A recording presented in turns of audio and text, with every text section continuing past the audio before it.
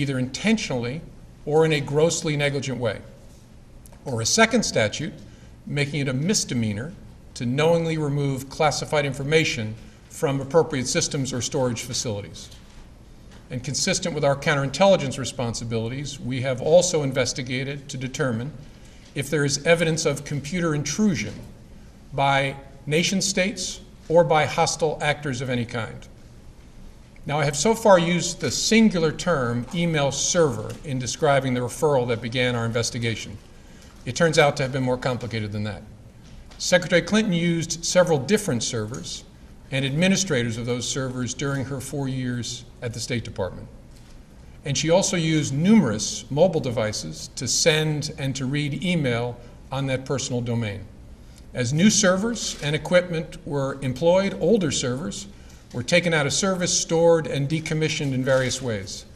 Piecing all of that back together to gain as full an understanding as possible of the ways in which personal email was used for government work has been a painstaking undertaking, requiring thousands of hours of effort.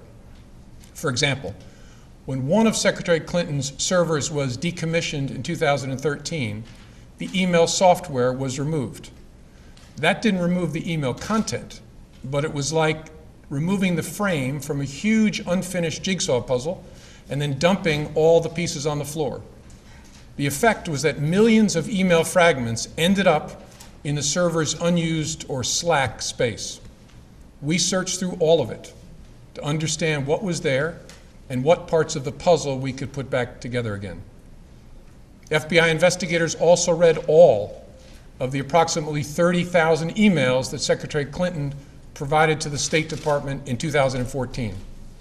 Where an email was assessed as possibly containing classified information, the FBI referred that email to any government agency that might be an owner of that information, so that agency could make a determination as to whether the email contained classified information at the time it was sent or received, or whether there was reason to classify it now, even if the content had not been classified when it was first sent or received.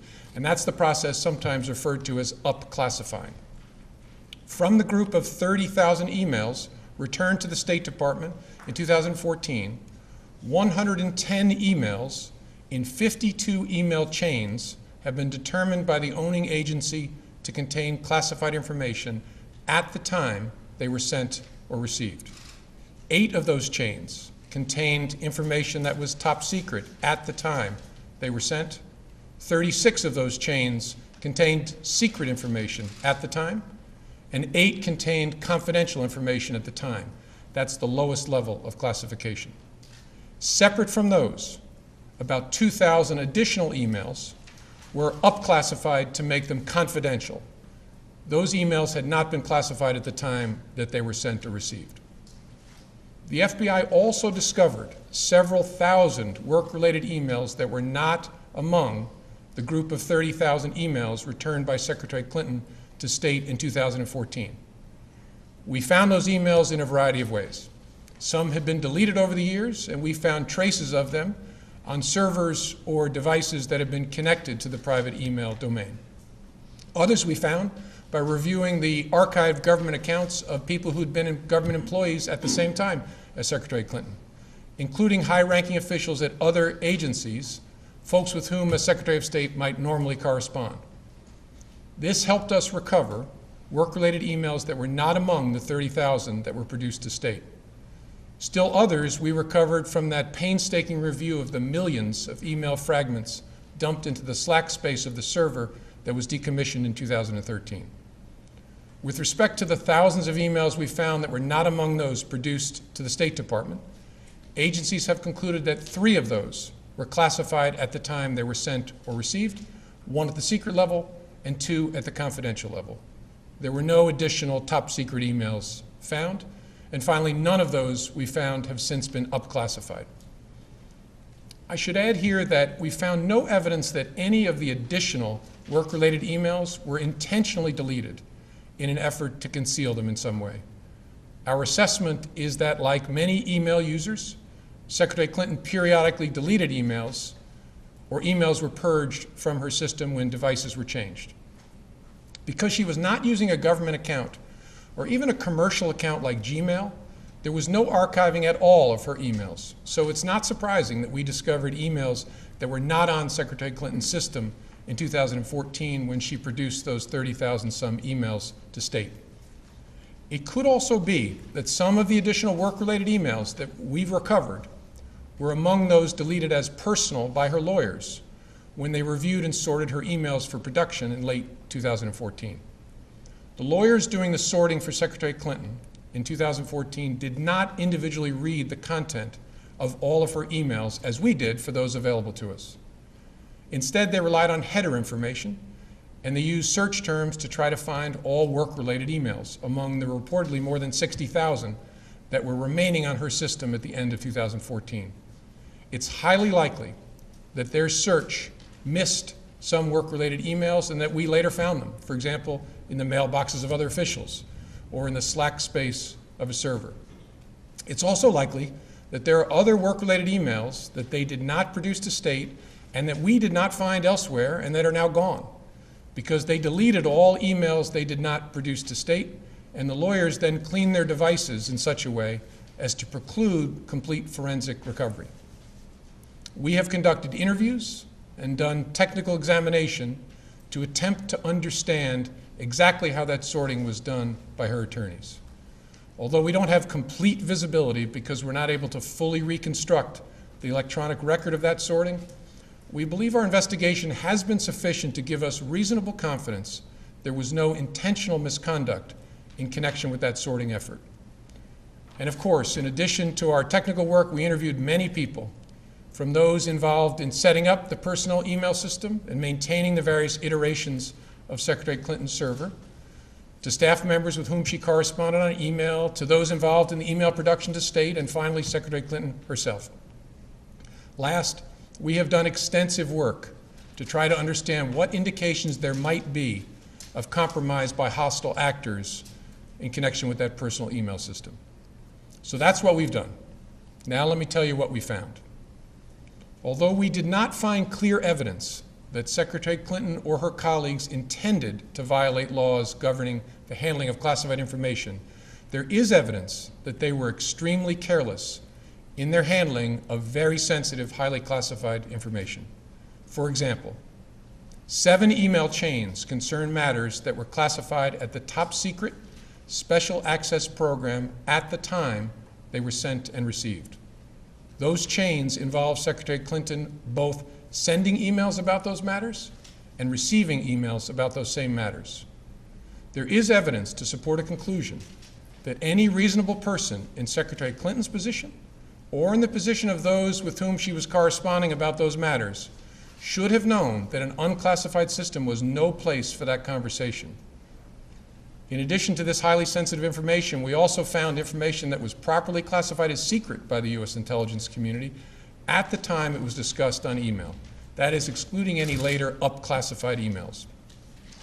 None of these emails should have been on any kind of unclassified system, but their presence is especially concerning because all of these emails were housed on unclassified personal servers, not even supported by full-time security staff like those found at agencies and departments of the United States government, or even with a commercial email service like Gmail. I think it's also important to say something about the marking of classified information. Only a very small number of the emails here containing classified information bore markings that indicated the presence of classified information. But even if information is not marked classified in an email, participants who know or should know that the subject matter is classified are still obligated to protect it. And while not the focus of our investigation, we also developed evidence that the security culture of the State Department, in general, and with respect to the use of unclassified systems in particular, was generally lacking in the kind of care for classified information that's found elsewhere in the U.S. government. With respect to potential computer intrusion by hostile actors, we did not find direct evidence that Secretary Clinton's personal email domain, in its various configurations since 2009, was hacked successfully. But given the nature of the system and of the actors potentially involved, we assess we would be unlikely to see such direct evidence.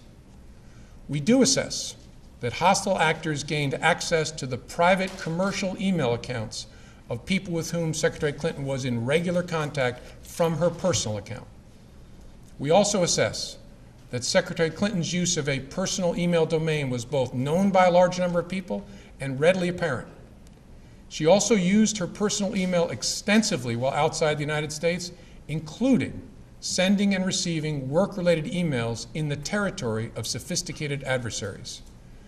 Given that combination of factors, we assess it is possible that hostile actors gained access to Secretary Clinton's personal email account. So that's what we found. Finally, with respect to our recommendation to the Department of Justice. In our system, the prosecutors make the decisions about whether charges are appropriate based on evidence that the FBI helps collect. Although we don't normally make public our recommendations to the prosecutors, we frequently make recommendations and engage in productive conversations with prosecutors about what resolution may be appropriate given the evidence. In this case, given the importance of the matter, I think unusual transparency is in order. Although there is evidence of potential violations of the statutes regarding the handling of classified information, our judgment is that no reasonable prosecutor would bring such a case. Prosecutors necessarily weigh a number of factors before deciding whether to bring charges. There are obvious considerations like the strength of the evidence, especially regarding intent. Responsible decisions also consider the context of a person's actions and how similar situations have been handled in the past. In looking back at our investigations into the mishandling or removal of classified information, we cannot find a case that would support bringing criminal charges on these facts. All the cases prosecuted involved some combination of clearly intentional and willful mishandling of classified information or vast quantities of information exposed in such a way as to support an inference of intentional misconduct or indications of disloyalty to the United States or efforts to obstruct justice. We do not see those things here. To be clear, this is not to suggest that in similar circumstances, a person who engaged in this activity would face no consequences. To the contrary, those individuals are often subject to security or administrative sanctions, but that's not what we're deciding now. As a result, although the Department of Justice makes final decisions on matters like this, we are expressing to Justice our view that no charges are appropriate in this case. I know there will be intense public debate in the wake of this recommendation, as there was throughout the investigation. What I can assure the American people is that this investigation was done honestly, competently, and independently. No outside influence of any kind was brought to bear. I know there were many opinions expressed by people who are not part of the investigation, including people in government, but none of that mattered to us. Opinions are irrelevant, and they were all uninformed by insight into our investigation because we did our investigation the right way. Only facts matter, and the FBI found them here in an entirely apolitical and professional way. I couldn't be prouder to be part of this organization. Thank you very much. Director Comey, there are people